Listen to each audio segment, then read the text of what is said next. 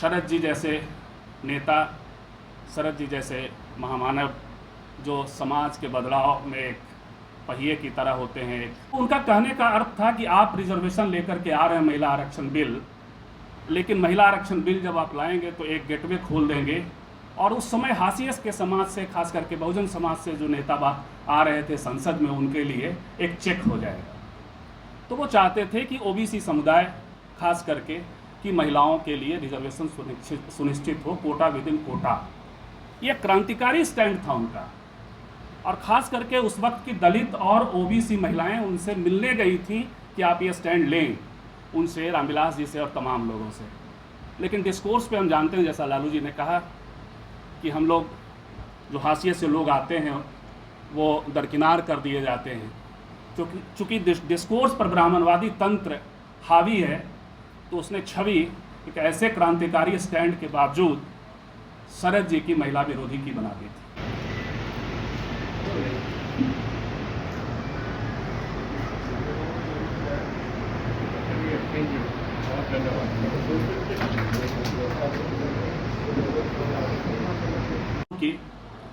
और लंबे सिटिंग्स हमने उनके साथ लिए, एक आत्मीय रिश्ता डेवलप हो जाता है। तो वो हमारा उनका बना था। संयोग कुछ ऐसा रहा, दुर्योग भी कह सकते हैं। संयोग इस मामले में था कि मेरी किडनी पहले फेल हो गई और ट्रांसप्लांट हुआ। तो संयोग इसलिए कि उससे वो बड़े प्रेरित महसूस करते थे खुद को। कई बार वो उसमें काफ़ी बीमार उसी वक्त हो गए, तो कई बार उन्हें लगने लगा था मेरे ट्रांसप्लांट के बाद और सुनने के बाद। मैडम सुनती, उस समय ऊंचा सुनते थे वो, तो मैडम जो है रेखा जी, वो बैठती थी और हम जब बताते थे तो उन्हें बड़ा लगता था कि अभी वो जज्बा जीवित रहने का और समाज के लिए कुछ करने का। तो एक आत्मीय रिश्ता उनके साथ, खास करके बाद में हम लोगों को छोड़कर चले गए। इस सीरीज के कई किताबों के लोकार्पण में भी वो आते रहे। और एक उनका शरद जी क्यों, शरद जी की जो भूमिका है मंडल कमीशन के दौरान, उससे भी पहले जब आप ये किताब पढ़ेंगे, खास करके रतनलाल जी की भूमिका में, या डॉक्टर साहब ने याद किया है, या हमने जो कहा है, इंटरव्यू को लेकर के बाद में थोड़े असहज हो गए थे शरद जी, तो इंटरव्यू पूरा हमने प्रकाशित नहीं किया है, सिलेक्टेड उसमें से एक छोटा हिस्सा प्रकाशित किया है। तो कई सारे ऐसे प्रसंग हैं शरद जी को लेकर के, जो इस किताब को जब आप पढ़ेंगे, जैसे पीपल्स रिप्रेजेंटेटिव होकर वो आए थे पहली बार, जो चुन कर आए थे मध्य प्रदेश से, जनता का नेता। और वो एकमात्र नेता हैं, कई ऐसे अवसर आए हैं जब उन्होंने एक बड़ा जो कार्व्ड आउट नीचे कहलाता है, एक जो लकीर खींचना होता है। तो जब 75 में इमरजेंसी के बाद लोकसभा का 1 साल बढ़ाया गया, तो शरद जी ने जो है इस्तीफा दिया। एक ये है। आगे चल करके जब हवाला मामले में नाम आया, तो शरद जी ने कहा कि हाँ, हमने लिया था पैसा। पार्टियां लेती हैं, पार्टियां चंदों से चलती हैं। शरद जी में यह नैतिक साहस था। वो डिस्कोर्स के तौर पे बात कर, वो हंगामा खड़ा किया गया था एक तरह से, शरद जी ने वो भी किया।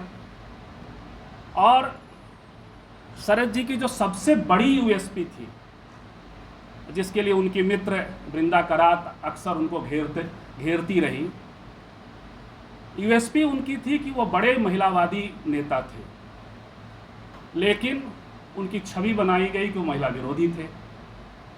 ये आप किताब पढ़ेंगे, कई भाषणों में, आप संसद के सारे भाषणों में आप देखेंगे, वो अक्सर कहते हैं कि हमारी माँ गुलाम है, इसलिए हम गुलाम हैं।